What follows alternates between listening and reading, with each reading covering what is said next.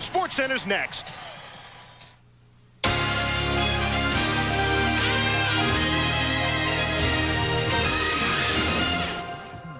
Now on SportsCenter. Will another sports icon call it a career?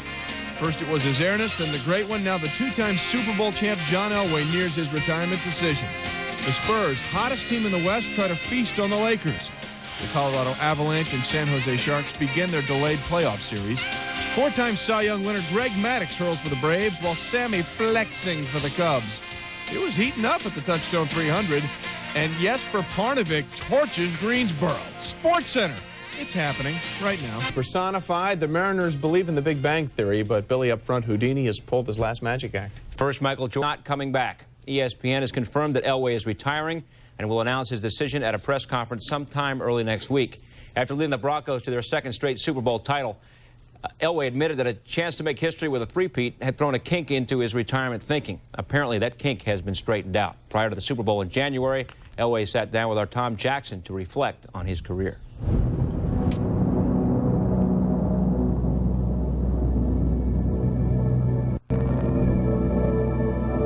You look back on your career, is there a game that stands out as a most complete game for you?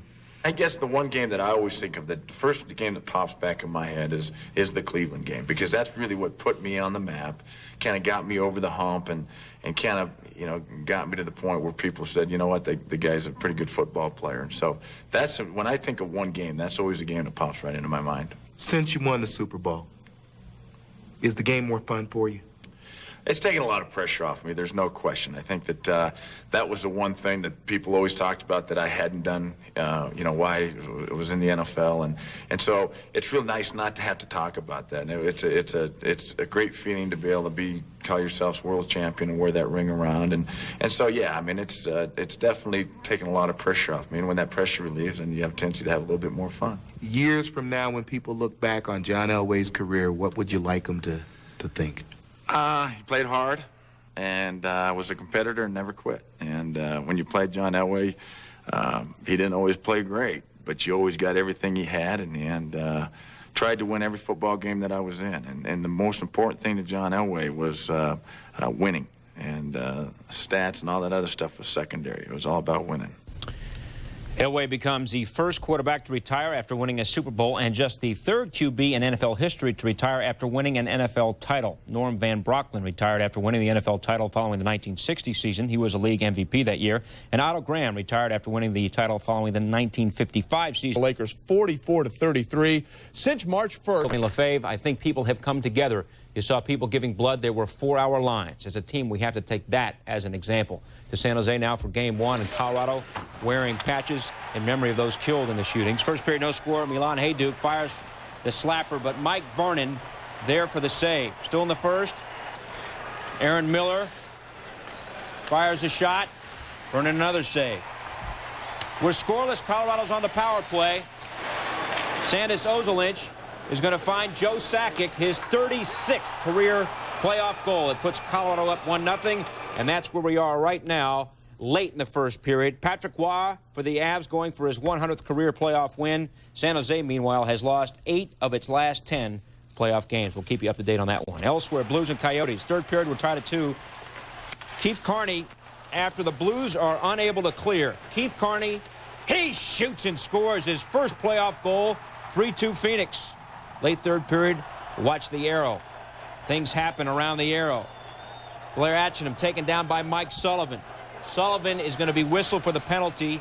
Didn't like the call, but on the ensuing power play, St. Louis able to move the puck. Pavel Demitra, 37 goals during the regular season, got a goal there. We're all tied up at 3. Last minute of the third period, Dallas Drake to Juha Ilonen, and Fuhr makes a save and grabs it out of midair. So we go into overtime. In OT. The puck behind the St. Louis net. Dallas Drake feeds in front. Shane Doan getting playing time because of the injured jaw of Jeremy Roenick, and he won the game. Watch it again as Doan is there to tap it in, and the Coyotes win it 4-3 in OT. The series tied at 1 game apiece. Doan on his game winner. The puck was just sitting there. I only had to move it an inch. Al McGinnis, a goal and 2 assists in the loss. He has 6 points in the series. Not much time now to refocus. The teams travel to St. Louis for tomorrow's Game 3. Well, welcome back, Alexei. Goodbye, Yarmer. The Penguin psyche spinning as they enter the second game of their Round 1 contest against New Jersey. Alexei Kovalev, who missed Game 1 with a bad wrist, back on the ice for Game 2. Kovalev needed more than ever today because Jaromir Jagr, the leading scorer in the NHL, sitting this one out with a sore groin. And now the team that lacking cash, also lacking scoring punch. Jagr's injury, having Matthew Barnaby fire up the rest of the Pens. They don't have a Jaromir, but they have a Yuri. Yuri Slager elbows Sergei Nemchinov along the boards, drawing a penalty. And on the same sequence, Martin Brodeur is pulled. Lyle Odeline shoots the puck back towards his net. It almost goes in. Devils head coach Robbie Ftorek saying, Lyle, other way. Second period, Pens up 1-0. Kip Miller behind the net. Spots Greg Andrusek in the spot shadow. He is wide open. Things always happen in the spot shadow. Andrusek with the wrister beats Brodeur, his first career playoff goal. It is 2-0 Pens. Later in the second, same score, Erman Titov lofts the centering pass to Martin Straka. Straka beats Brodeur top shelf, his first of the playoffs. That put him up 3-0, and they go on to win without Jagr 4-1 to tie the series at a game apiece. Perhaps the Pens don't need Jagr, who still may not be ready to go for Game 3. Said Kovalev, quote, "We have a great team. It doesn't matter who is not in the lineup."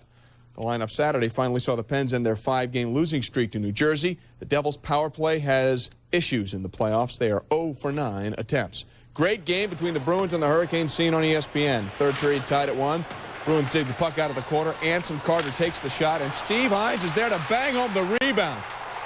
Bruins take the lead 2-1 in the third. Take another look. Artis Urbe has the puck trickling between his legs, and Hines gets there and bangs it home. Still 2-1 now, under 6 minutes to play. Bates Battaglia passes to Robert Cron. Cron playing only because Ron Francis is injured. Bangs it home. We're tied at 2. Pat Burns a spot cross. We're going to OT. In OT, Steve Chashon with the shot. Now watch Ray Shepherd. His first attempt hits the post. His second attempt beats Byron Defoe. And the Canes win 3-2 in overtime, even up the series at 1 game apiece.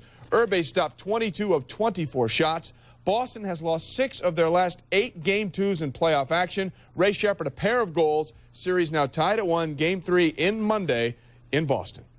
Sean Estes went from 19-5 in 1997 to 7-12 last year. Injuries played a part in the slide, but so too did a loss of confidence. One of Dusty Baker's priorities was to get Estes off to a good start this season, and he didn't make Estes the opening day starter to create as little pressure as possible on the lefty.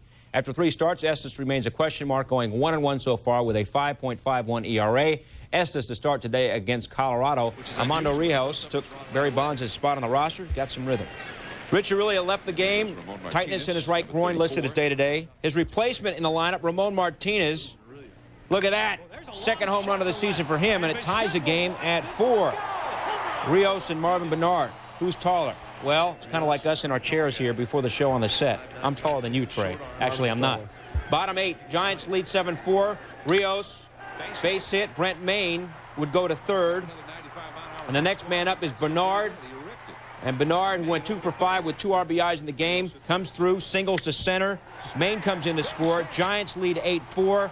So who's taller, Bernard or Rios? Well, Rios is cheating. Giants win 8-4. Estes walked 5 batters and gave up 4 runs in the first 3 innings, but ended going 7 innings for the win. Charlie Hayes, 2 for 4. He says his 4-game suspension for going after Arizona's Todd Stottlemyre actually helped him. Said Hayes, mentally it was good for me to get a break. I was pressing. Cards and Dodgers. L.A. is up by the score of 4-0 to this point. Mark McGwire, 0 for 2. He struck out twice. He has never, ever homered at Dodgers Stadium. We'll keep you posted on this one. Well, we here at the Worldwide Leader would like to thank the Red Sox and Blue Jays, or Red Sox and Indians, for filling in our programming void. Who knew the Fenway fiasco would make up for our lack of Friday night fights? Shown on the Deuce. Just let us know next time and we'll promote it. And while the 2-fight game did not end the Sox 3-game slide, was it enough to wake up Boston's offense currently deep into REM sleep? Said Darren Lewis, quote, "It would be nice if that did happen." Did it? We head to Fenway for the post-mortem. Top of the third, Red Sox up 3-0. Brett Saberhagen gets Manny Ramirez to strike out. He struck out 3 in 4 innings before leaving the game with stiffness in his shoulder. Bottom fourth, Darren Lewis stealing. Einar Diaz's throw is offline, and Lewis collides with shortstop Enrique Wilson. Take another look. Lewis tries to avoid him, but the Stews still come in high and hard.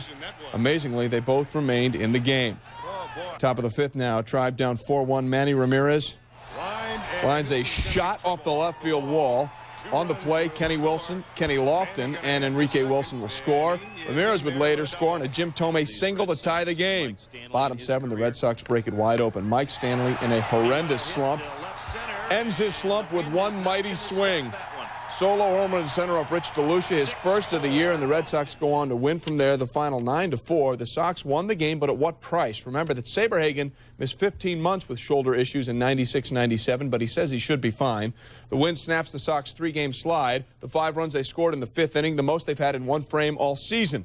And even though they lost, the Tribe rang up 10 or more hits for the 12th time in 16 games. Jays and Yankees the day after Boomer went bust in the Bronx. Before the game, David Wells and Graham Lloyd and Homer Bush all got their rings from Joe Torre.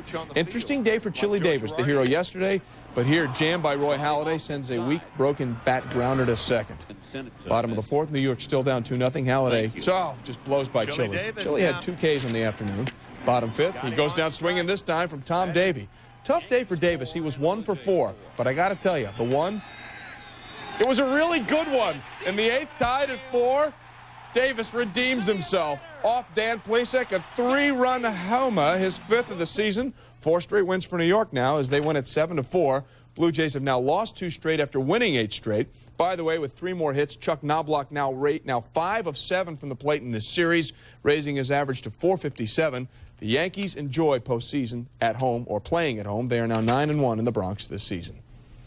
Well, Baseball Commissioner Bud Selig placed Yankees outfielder Darryl Strawberry on administrative leave Saturday, pending a review of his latest arrest. 10 days ago, Straw was arrested for solicitation and possession of cocaine in Tampa. The ruling by Selig means that Darryl cannot play or work out with any team in the Yankee organization during this time.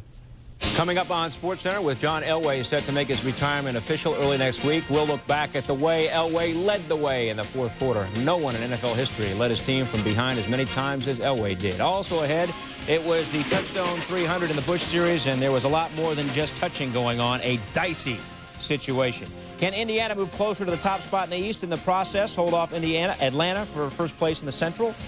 And Sammy Sosa was hitting .273 with 3 homers, but that was before he suited up against the Mets today.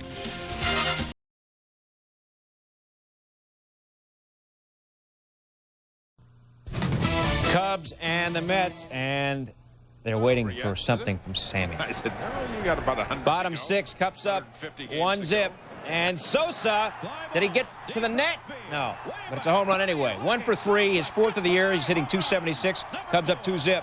Top 8 tying runs on for Ray Ordonez. And watch this. Ordonez to right. Sosa battling the sun. He said it was bad out there today and makes the catch. So the Cubs remain in the lead. And in the top of the 9th, Rod Beck on for the save. John Olerud goes the other way to left. Curtis Goodwin out there. Nice grab by him. Beck's 3rd save, and the Cubs win 2-zip. With 5 pitchers on the DL, the Cubs started Terry Mulholland, and like he did down the stretch last season, Mulholland came through, giving up 7 hits and 6 1/3 for the win. Sosa now with 4 homers after 15 games. Last year, he had 3 homers after 15 games. The Braves beat the Marlins 8-7. Greg Maddux gets the win, even though he gave up 6 runs in 5 innings. Maddux is 82-2 since the '91 All-Star break, when the Braves have given him 5 or more runs. Brian Jordan in the game, 3 for 4, including a home run. Well, hard to believe this, I know, but the Bulls are indeed having a record season. Going into the game with the Pacers tonight, their winning percentage is 477 points lower than it was a year ago. The Bulls' fall from the heavens has totally changed the Pacers' attitude toward this game. Once used as a measuring stick, now Indiana hopes to avoid looking past the Bulls. Said Jalen Rose, quotes, obviously they're a different animal, end quote. That 477 drop would be the worst in league history. First half, Bulls hanging tough. Brent Berry gathers the ball after the Pacer miss, looks away, dribbles, drives, hangs, hits. He had 8. Bulls down by a scant point at the half, but then they played the second half. Pacers pick it up. Travis Best to Antonio Davis, who throws it down. He had 6. Pacers by 12. Speaking of 12, Travis Best driving, left-handed fading away. Okay, he had 12. Pacers go on to win 87-69. This is the 6th time this season the Bulls score under 70. That's a new NBA record. By the way, with the loss tonight, the Bulls have lost as many games this season in the shortened season, 33, as they did in their last 2 title-winning campaigns. Nets and Hornets, and it's all about rhythm. Jumping would be thematic in this game, or at least in this highlight. Stephon Marbury driving. Derek Coleman says no. Blocks him. Perhaps he needs to work on his jumping skills. Second quarter, Chris Carr driving baseline. Bobby Phil says no, I don't think so. Perhaps you need to work on your ability to get up and down. Fourth quarter, Marbury driving again. Blocked by Eldon Campbell. He had 2. And again, it's all about the ability to lift the feet when necessary. Thank you and good night. Hornets win at 97-82. Charlotte rebounds from that debacle at New York. They've won 10 of their last 11. A 22-8 run in the third quarter sealed it. Hornets now tied with New York and Toronto for the final playoff spot in the East. Coming up later, the comeback kid, John Elway, his pass to Shannon Sharpe this past December. One of 46 come-from-behind wins he engineered playing for the Denver Broncos. And we'll sort out what happened at the Touchstone 300. And that's today in the Busch Series.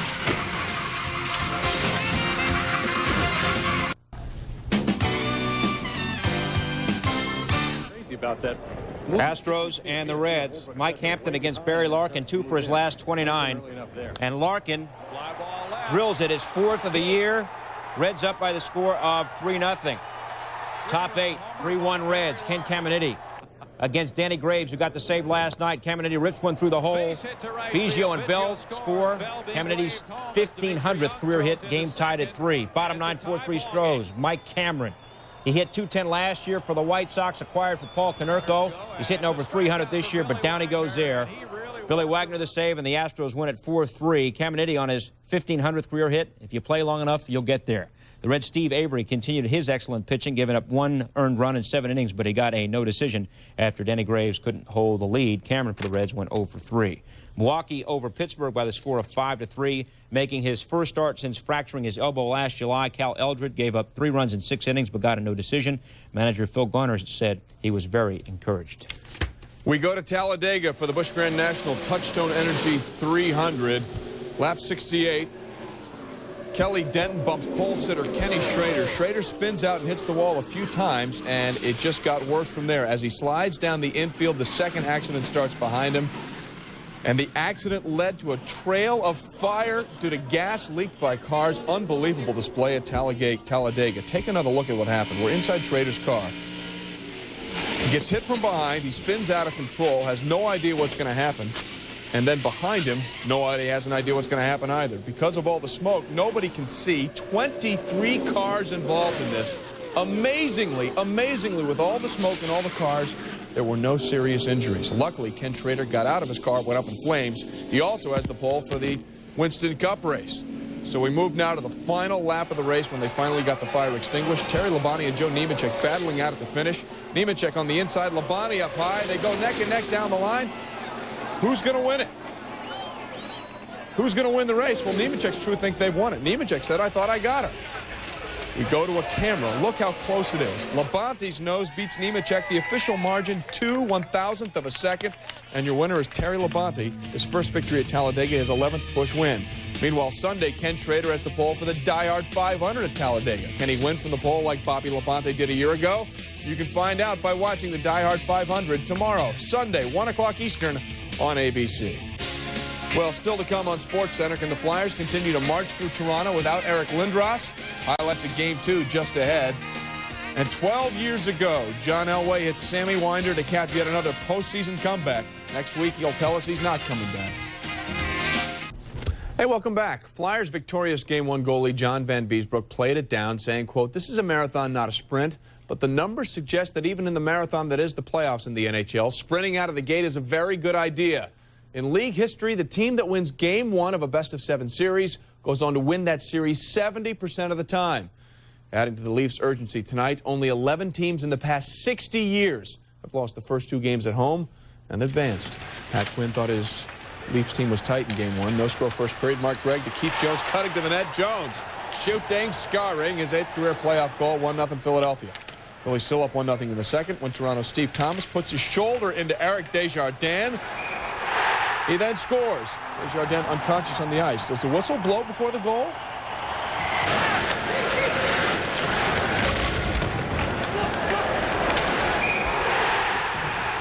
Boy, it was close. The referee, though, said he blew the whistle before the puck went in. No goal.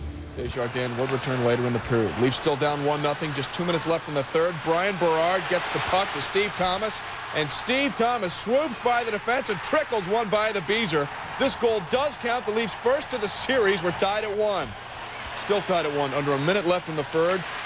Matt Sundin from the impossible angle gets it behind Van Beesbrook, and the Leafs go on to win it 2-1, scoring their 2 goals in this game with under 2 minutes to play. What a comeback. Toronto beats the Flyers for the first time in their last 6 playoff meetings. The Leafs won despite going 0 for 7 on the power play. They're 0 for 13 in the series, and this was the highest scoring team in the league. Series tied at 1, Game 3 Monday in Philly. As we told you at the top of the show, John Elway will announce his retirement next week after 16 years in the National Football League. Elway and Dan Marino, the only QBs to pass for over 50,000 yards. Elway won more games than any quarterback in history, but Elway will be most remembered for the way he always found a way in the fourth quarter. 46 times Elway led the Broncos from behind to win in the final 15 minutes. As a player, to answer the bell is the most satisfying thing. When you get in the 2-minute drill, it's just a matter of making plays. You get in the last 2 minutes, and it's do or die. There's nothing for you to lose. He was a master of improvisation, a miracle worker, turning defeat into victory, time and time and time again. No one performed better in the clutch than John Elway. 15 weeks into Elway's rookie season, the Denver faithful witnessed what would be the first of many fourth-quarter comebacks. The opponent, Baltimore. The score 19-0. The catalyst, Baltimore's #1 draft pick, now in a Denver uniform. Elway threw 3 touchdowns. The last a 26-yarder to Gerald Wilhite with 44 seconds remaining. Final score, 21-19. The seed was planted. Late-game heroics became his specialty. As soon as it happens, you know you got to do it. Then it's automatic. It's almost like a switch. And it's, now what do I have to do to get us down there? What yard line do I have to get us to if we can't score a touchdown? And those type things. So, I mean, it's a mode that, like you said, almost switches on. 2nd and 5. Elway moves up for a touchdown. It is now tied. It's 100% focused to the point where there's nothing else on your mind except that next play, what you did, and what you've got to do. Let him throw underneath. Elway firing to Smith.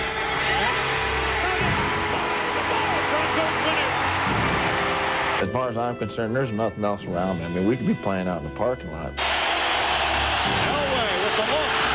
It is the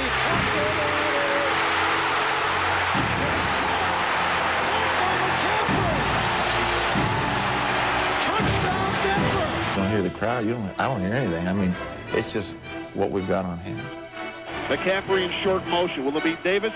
No. Play fake. Elway pressure. Steps up. Wide open. Sharp. End zone. Touchdown, Denver! Touchdown, Broncos. They're in the lead. His most memorable comebacks occurred when it mattered most, the postseason. 1998, Super Bowl 32, tied at 24.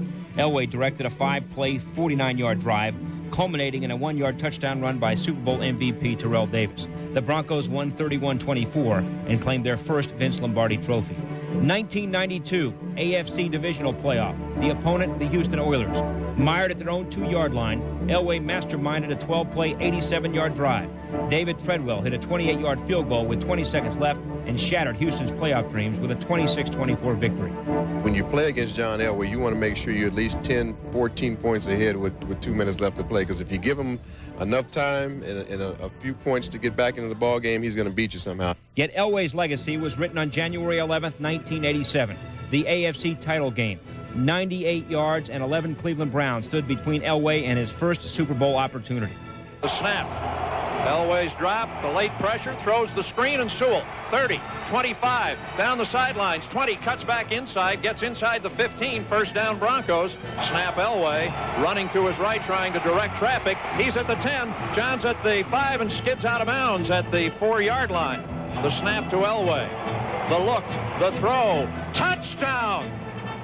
This is kind of something that, I take pride in the fact that I never give up, and we never give up, and we're always able to get the games won. And the bottom line is winning those football games. So, I mean, I'm really proud of the fact that we've been able to do that. 46 times Elway led the Broncos from behind in the fourth quarter to win. One time he led the Broncos from behind in the fourth quarter to tie. Marino is second on the list, Montana is third, and Jim Kelly is fourth. These numbers include postseason activity. Well, he was the first pick in the vaunted class of '83. He won't be the last one playing, but he is the only one wearing a Super Bowl ring from that squad. More on Elway later in the show. And the Mariners admit to having leadoff problems with their lineup. Liftoff problems? Not a problem. Rangers beat Minnesota 7-2. Juan Gonzalez 3 for 4, drives in 3. So after getting 7 runs batted in his first 16 games, Gonzalez has 6 RBIs in his last 2 games. Mike Morgan in his 21st season with his 11th Major League team. For the first time ever, he starts the season 4-0. He went 7 innings for the win. Elsewhere, Kansas City beats Anaheim 4-3 despite 2 homers from the Angels' Tim Salmon, who now has 6 homers on the year. Anaheim has lost 6 of 7. Jose Santiago got his first Major League win in relief for the Royals.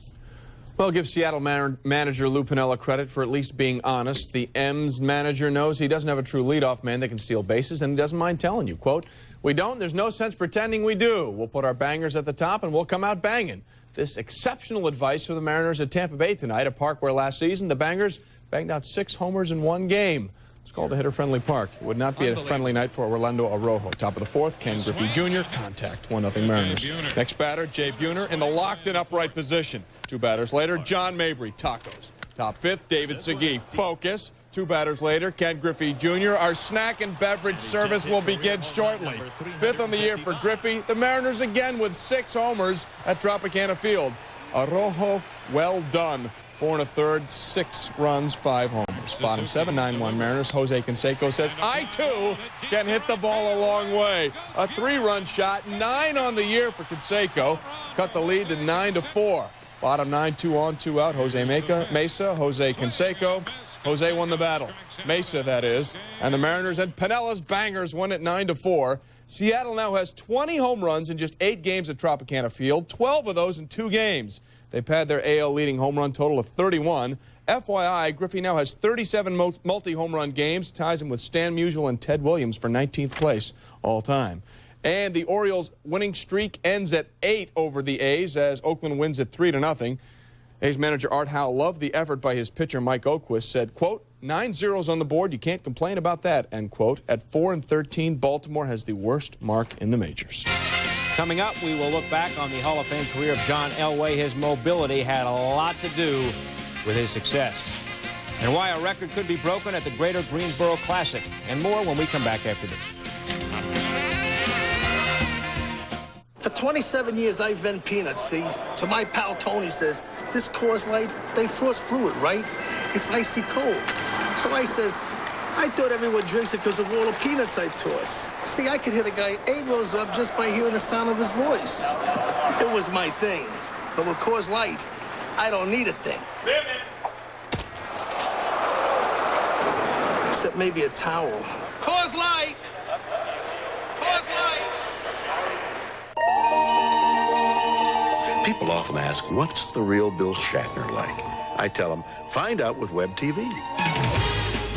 You can watch one of my many shows and be on the internet at the same time. Looking up websites about Shatner, the author, Willie the Cowboy, and yes, Bill the rock star.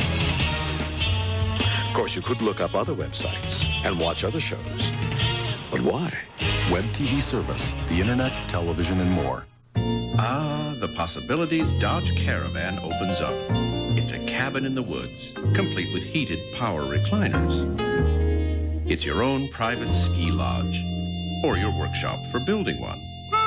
It's your place in the sun, complete with guest room and breezeway. Dodge Caravan, the world's most popular home away from home. Now get $1,000 cash allowance or 1.9 financing on Caravan. After 3 rounds of the Seniors Home Depot Invitational, Alan Doyle, Bruce Fleischer, and Terry Dill are all at 8 under, 1 shot in front of Jim Holtgreave. Doyle and Fleischer are both senior PGA Tour rookies, but each has won 2 tournaments this year. After 2 rounds of the Chick-fil-A Charity Championship, 5 golfers are tied at 10 under. Bob Mucha today got to 10 under by shooting a 10 under 62, tying the LPGA record for lowest score on a par 72 course. Her 11 birdies also tied a record. Sayri Pak's 61 last year came on a par 71 course. Catch the final round Sunday at 2:30 p.m. Eastern on ESPN2. PGA Tour, third round, Greater Greensboro Classic. You are looking at the hands of Jesper Parnevik. On 11, came in as the leader, shot a 63 Friday, 15-foot putt for birdie, to 20 under par. More Parnevik. Parnevik said later of his round, I had so much fun I was laughing out there all day. I felt like I could make a birdie on every hole. He's going right at it here. What's new? 2 feet from the hole, gets a friendly bounce. He would birdie to go to 21 under. More Parnevik. Jesper, that's my baby. The short chip on 13, hits the mound, good roll to within 2 feet. He would birdie to finish at 21 under par, breaking the 54-hole record by 4 shots. His 3-round score of 195, the best on tour this year. By the way, he's threatening the tour record at 28 under, set by John Houston at the Hawaiian Open last summer. Jesper has led after each of the first 3 rounds. What a turnaround this would be for Parnevik, who last week was disqualified at the MCI Heritage Classic. Golf Update is brought to you by smooth, rich-tasting Michelob. Beer or Michelob. Well, even when he wasn't throwing, John Elway still providing some aerial highlights, but sadly he won't be adding any more to his resume. Scott Rowland's resume is just beginning to fill with highlights, and he has the Phillies rolling along. We'll explain.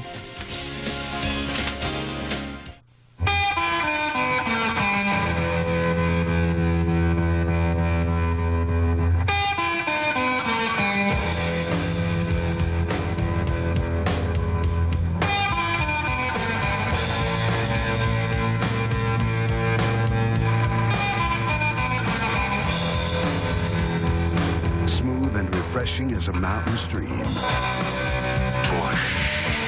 Head for the mountains of Busch Beer. When it comes to fighting for the people of District 7, Jerry Cippinelli has always led the way. I know the issues that face this community. As commander of the Italian-American War Veterans, Jerry led the fight to save Soldiers and Sailors Hall. And now Jerry is looking to continue the fight as the Allegheny County Council in District 7. This area means a lot to me. It's worth fighting for. Vote Jerry Cippinelli for Allegheny County Council in District 7. To experience the Great Wall of China, you would have to travel for thousands of miles. But to experience a really great Chinese buffet, you only have to go as far as the new Top China Buffet in the Hillcrest Plaza. The beautifully remodeled Top China Buffet restaurant features a delicious variety of all of your favorite authentic Chinese entrees, prepared hot and fresh daily. Experience real good Chinese food at a really great price. Visit the new Top China Buffet, now open in the Hillcrest Plaza. White Sox win again, beating the Tigers 3-1. Jamie Navarro, congratulations. His first win since July 15th of a year ago. Chicago has now won 6 in a row, and with the win, Sox move 3 games over 500 for the first time since July 21st, 1997. Detroit leads the AL in fielding, yet they committed 3 errors. Phillies and the Expos. Scott Rowland, 1 for his last 16 with the game tied at 5, top 8, and there it goes. His 6th home run of the year. The Phillies, once down by 5 runs, come back to win 6-5. Bobby Abreu, also an excellent game. He went 3 for 4 and drove in 3. Montreal having all kinds of problems at home. In Canada this year, they've won only 2 of 9 games. Arizona and San Diego, as the Pods are up 6-2 in the 7th. Arizona trying to make it 6 wins in a row. Tony Gwynn so far closing in on 3,000 hits is 1 for 3. Greg Myers for the Pods has a 2-run home run, his first of the season. Well, the Avs have left Colorado, but clearly their thoughts still at home. We check in on Game 1 with the Sharks when SportsCenter comes back.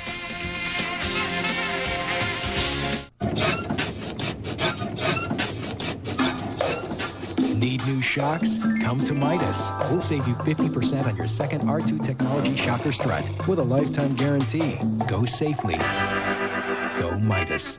Michael, would you like to hear a bird call? Sure, Foghorn. With MCI, a bird can call for just 5 cents a minute every Sunday. Now that, my friend, is a beautiful bird call. Call, I say call 1-800-Sundays to sign up.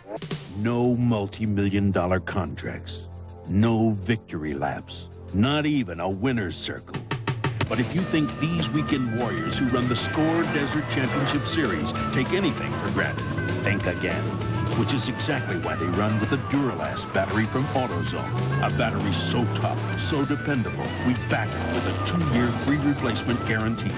The next time you hit the road, don't settle for anything less. There's nothing quite like the easy breezy feel of cotton and the airy way it breathes and touches skin. And your baby can get one step closer to that airy feeling, even in a diaper. Introducing new Pampers Premium. Its remarkable cottony soft airflow cover now breathes all over, reducing humidity. New Pampers Premium helps keep skin dry and healthy too, so you can both rest easy. Just look for this gold ribbon on our new premium package. Call 1-800-HAIR-CLUB right now for a free brochure. Your free hair, all you have to do is prepay for a basic club plan. That's it. Can't believe you can slick it straight back and it still looks natural. I love it. I've never felt this good after a haircut. You don't feel any difference in this hair, you know, any hair. And it still stays, see?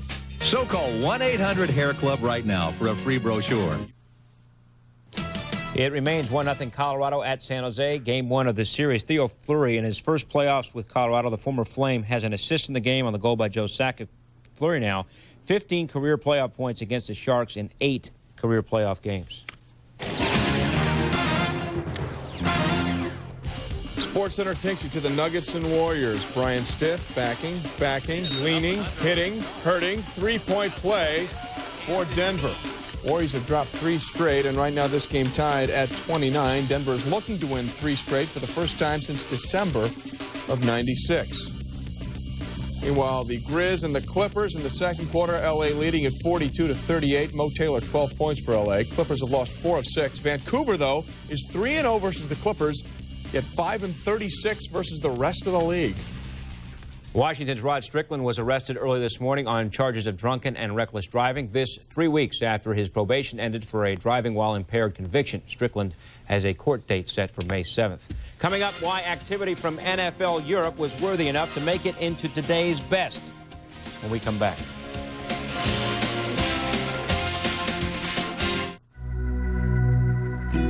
Computers would be easier if they were just a little smarter. One day, computers will be incredibly valuable personal assistants. Would you like to schedule an appointment? Sure. How about Saturday, 2 p.m.? Okay. Computers will recognize who you are, recognize your voice, and understand what you're saying. Oh, yeah. Know your mood, personality. You getting this?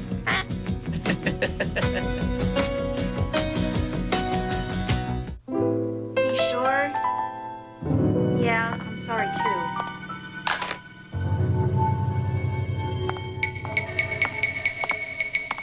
Honey, I tried every locksmith in the city, and they won't take a check. Consider the Visa Check Card. It automatically deducts from your checking account everywhere Visa's accepted, so you can get what you need. What are you doing in there? Nothing. And get on with life. Visa Check Card. It's everywhere you want to be.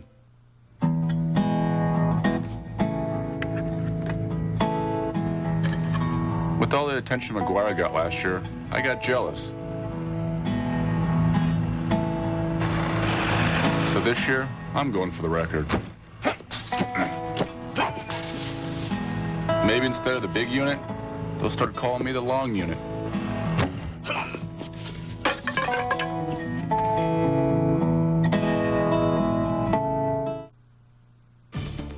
Today's Best is brought to you by Nike. NFL Europe, Scottish Claymores against the Berlin Thunder. Damian Craig out of Auburn, property of the Carolina Panthers. Jesse Haynes, got it, gone. 86 yards for the touchdown. Craig in the first half, 11 of 14 for 214 yards. He can do some things. Later in the first, things got physical. Donald Sellers, he's going to make the catch over the middle. Van Washington makes him pay the price with a tremendous hit. Then Craig finds Yo Murphy. Yo! Cutting across the middle for the touchdown. Claymores win it 48-14. And in tennis, Marcelo Rios and Gustavo Kuerten will meet in Sunday's final of the Monte Carlo Open. This will be the first finals of the year for Rios, who did defeat Kuerten in Spain just 2 weeks ago. Well, the good news is that the MRI showed no major damage. The bad news is Bills rookie wideout Peerless Price from Tennessee will need 4 weeks now to recover from a sprained right knee. You might recall Price injured himself running a pass route yesterday. The second-round draft pick was the 53rd player taken in last Saturday's draft. Still to come, the man that provided more fourth-quarter fireworks than anyone in NFL history is about to extinguish his amazing career. More on Elway when we come back. Today's Sports Century Classic Moment is brought to you by Bud Light. The 76ers win their first NBA title, beating San Francisco 125-122.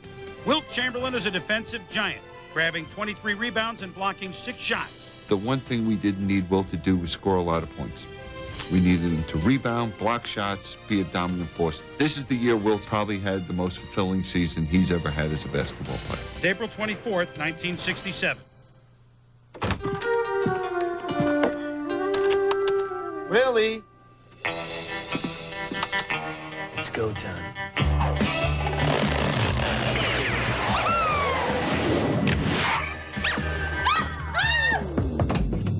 Hey. That creepy mouse with the goggles is back in my apartment. Really? Can I hang here? Absolutely. For the great taste that won't fill you up and never let you down, make it a Bud Light. I used to be a car racer. Oh, wow.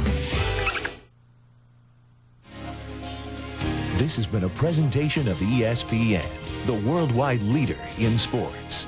For more, log on to ESPN.com, a part of the Go Network. Go.com. I've been surprised. It's not 100% that he's going to retire yet until he has his press conference and announces it. I'm still crossing my fingers like everybody else probably that he may come back. But if he does, then I'll be ready to go and do the best job possible that I can do. You know, I felt it was kind of a 50-50 toss-up, and I'm happy that he's in a spot where he can say, hey, I'm ready to walk away. Well, if 98 was the best year in sports, then 99 is shaping up as the year the best say goodbye. Icons Michael Jordan and Wayne Gretzky have already made it official, and sometime next week, John Elway will make it 3. And just like Jordan, Elway going out on top, champion and MVP, Bill. Prior to the 1983 draft, the late Jim Finks predicted Tony Eason would be the best QB of the bunch. As it's turned out, Marino has the records, but Elway has the championships. Carl Ravitch reports. Hey, this guy didn't have 2 better. I don't know if it's his last one. Hell no!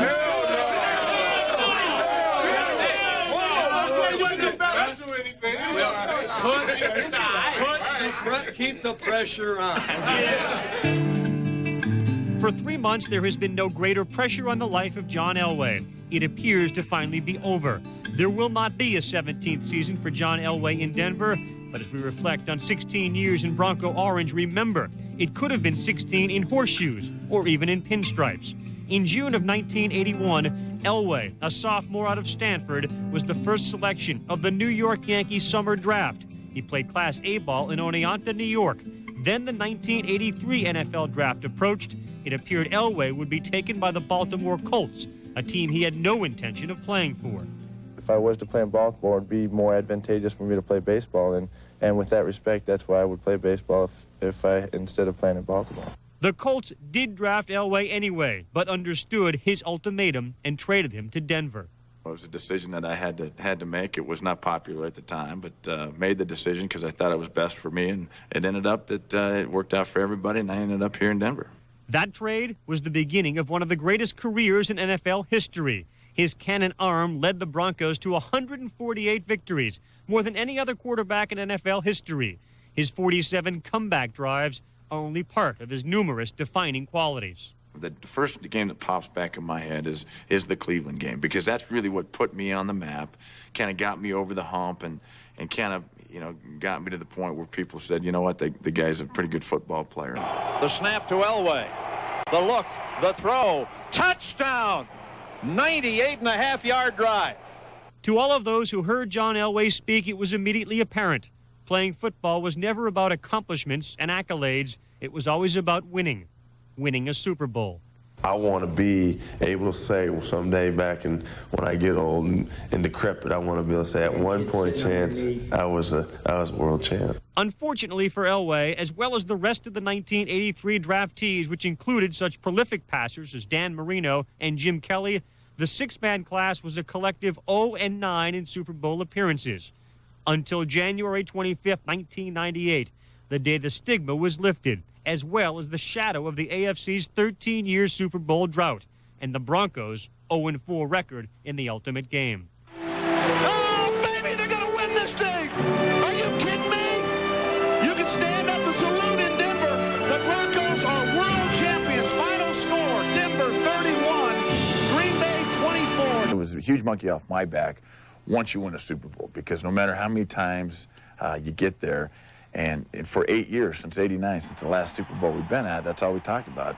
I mean, the amount of pressure that it took off me was unbelievable, more than I ever even imagined. After attaining his world championship quest, many thought he would finally say so long to football, enjoy his family, wife Janet and 4 kids. But when the family vote came down, it was 5-1. The only one voting for retirement was John. I personally just felt like, why? You're at the top of your game. If you still love the game, why do you need to quit? Sure, it's a fairy tale happy ending to it all, but who says that can't happen again?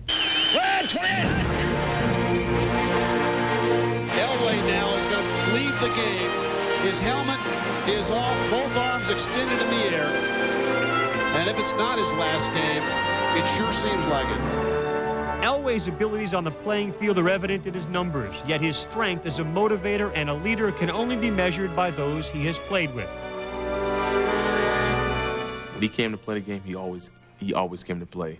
I mean, John could have hung his cleats up last year, and he's a person who would never let the game get the best of him. For some reason, he go out there, and if he's beat up, he's gonna go out there and play. You know, he's gonna give it his all. He's a person he's an unselfish quarterback. He doesn't point fingers at receivers, running backs. He takes the blame on himself. But I mean, John is bigger than life here. Just how much bigger became apparent last November when he was an integral part of getting a new stadium proposal passed. A proposal that, had John Elway not supported and the Broncos not had their recent success, Denver and the Broncos may no longer be synonymous. I know all he's been through, what he's done, what he's meant to this organization, what he's meant to this team in general, how he's handled himself. And, you know, such a special guy for him. And to handle it the way he does, he's a team guy. He doesn't want the attention going to him. He wants to find a way to win this football game, and that's secondary, which, just tells you a lot about John Elway. When all is said and done, number 7 will have gone out exactly the way he wanted to. A 2-time Super Bowl champion who played professional football the way it was supposed to be played. And that is just a part of how John Elway would like to be remembered. He played hard and was a competitor and never quit. And when you played John Elway, he didn't always play great, but you always got everything he had in the end. Tried to win every football game that I was in. And the most important thing to John Elway was winning. And stats and all that other stuff was secondary. It was all about winning. After last weekend's draft, in which there were 5 quarterbacks taken in the first round, there was a lot of talk about the class of '83. Elway, the only one in the group who won a Super Bowl, is 148 wins as a starter, an NFL record. So Marino is now the only quarterback left from this class that is still playing in the NFL. Well, that'll do it for this SportsCenter. I'm Trey Wingo. A reminder, Sunday Sports Day will break down John Elway by the numbers, and there are plenty of numbers to digest when you talk about John Elway. That comes your way at 9 o'clock Sunday morning. That'll do it for us. Next SportsCenter comes your way after baseball tonight with Whit Watson and Mike Greenberg. They'll have everything you need to know. In the meantime, it's baseball tonight. Up next, Carl Ravitch, Tim Kirkshin, and Harold Reynolds. Very busy day around the major leagues. They have you caught up when we continue here on ESPN right now.